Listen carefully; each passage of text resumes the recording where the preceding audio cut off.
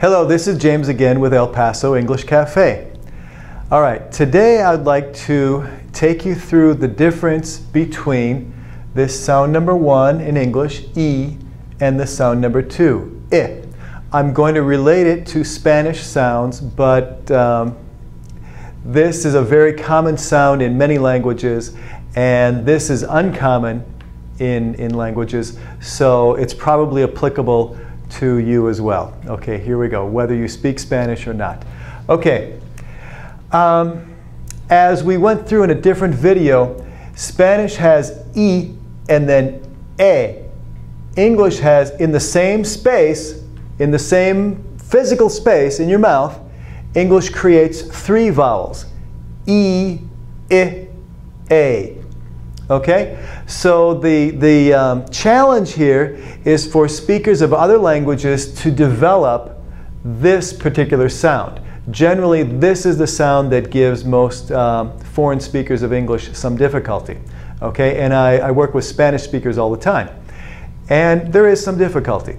Okay, the difference here is a physical difference. Okay, the tongue comes down some. The mouth opens some, maybe a fraction of an inch. I mean, 1/8 of an inch. We're talking, you know, 1/5 of a centimeter, something like that. So here we have teeth, fish, E, I. I'll get closer. I don't know if you can see anything move. I'll do sound number 1, E. Sound 2, I, E, I, E, I, E, I. You can see my jaw moving just a little bit, and I hope you can see my tongue moving as well. So we'll try it again. E, I, E, I, E, I. 1, 2, 1, 2. E, I, E, I. My mouth moves a fraction, okay, not very much. If you go further, you get a different sound. E, A. No, that was too much. That was wrong. That was too much. You get a different sound, which will be perceived as something other than what you intend. Okay, your speakers, your listeners may have difficulty with it. Okay, so we're talking about a real small movement, but a movement nonetheless. Okay, so there's another difficulty. Many Spanish speakers would, in the beginning, they to some extent ignore this sound. And there's another complication for Spanish speakers. In Spanish, this letter I is the letter E, and it indicates this Spanish sound E. So for the Spanish speaker to see this written, the association from Spanish is not this sound. It cannot be, because this sound doesn't exist, but it's associated with this other sound which is close to English E. So that's another complication. So the sound does not exist, and the association from Spanish is with this other sound. So there are 2 complications here. Okay, so why don't you try it with me? First we'll say teeth. E, teeth. E, E, E. These teeth are clean and mean. Okay, now we'll do this. I, I, I, I. Swim with this fish if you wish. Okay, now we'll do a couple pairs of sounds. In another video, I practiced those phrases with the whole chart, but those are the phrases I have for practicing E, I. Excuse me.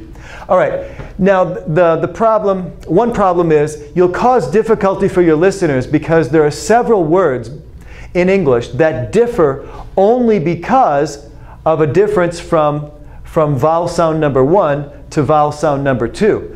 So you've got the word seat in English, but also the word sit.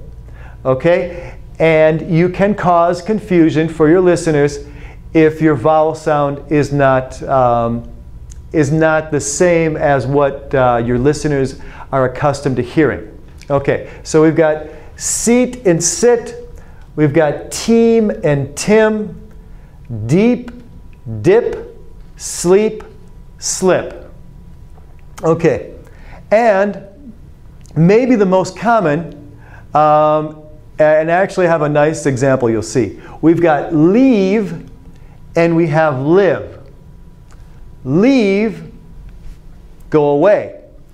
Live, continue to be alive, correct? All right, so I have a little story.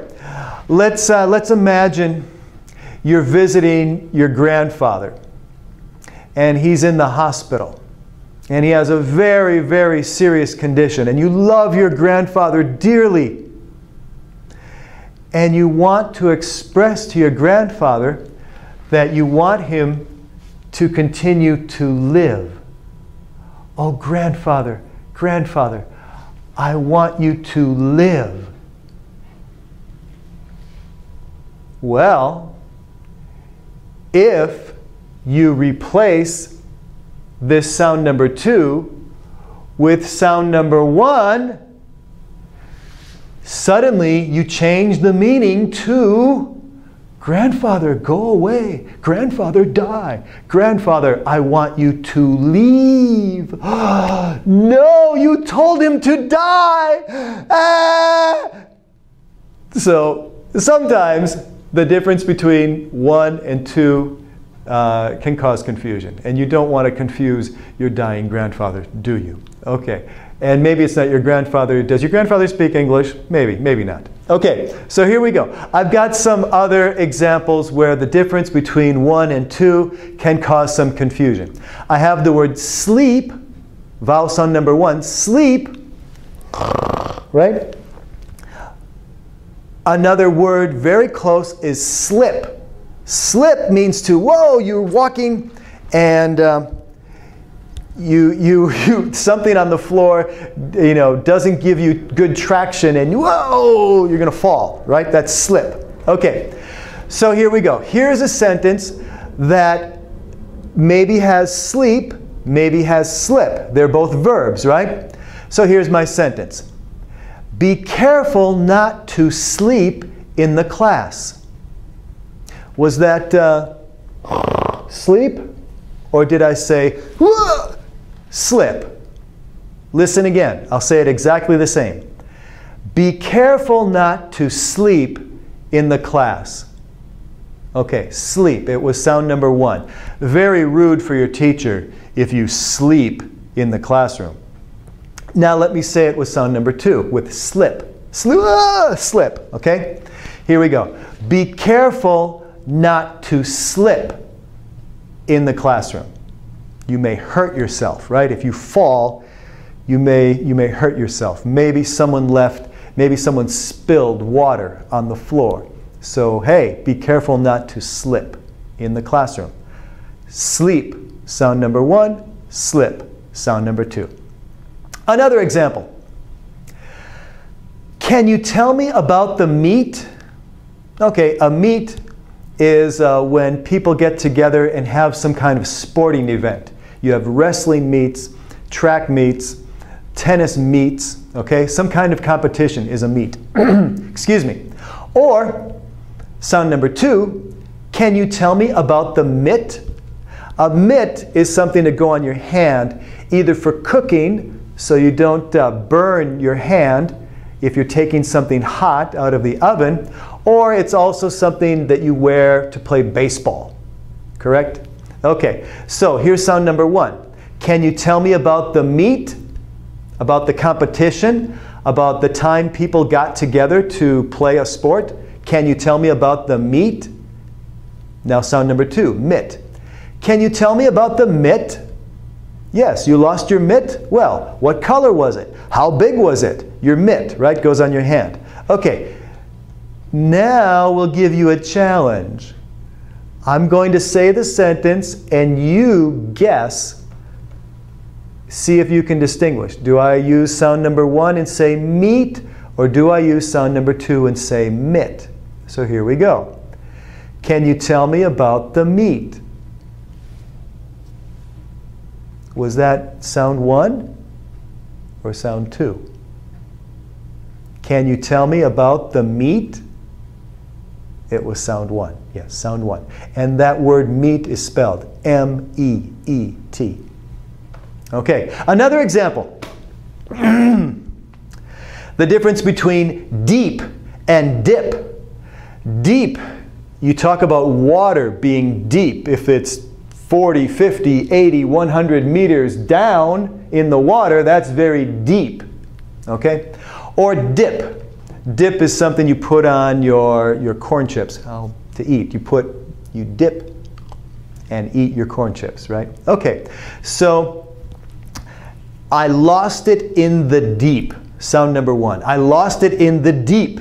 You can say the deep water. You can say just the deep. I lost it in the deep.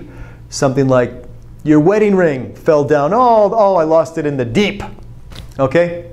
That's very serious. You may not get it back. In the deep. Okay? But if you lost your wedding ring in the dip, you have some chance of recovering your wedding ring. I lost it in sound number one, the deep. I lost it in sound number two, the dip. Deep, dip. Deep, dip. Okay, remember, grandfather, sound number two, I want you to live. I want you to live. No, don't die, grandfather. Live, live, live. Can you imagine saying, grandfather, leave, leave, leave. No, you told him to go away. Don't do that. All right, so that was it. Difference between sound number one, sound number two. Email me. Let me know if you think this is effective. Do you want more examples? Thank you. I hope you enjoy El Paso English Cafe.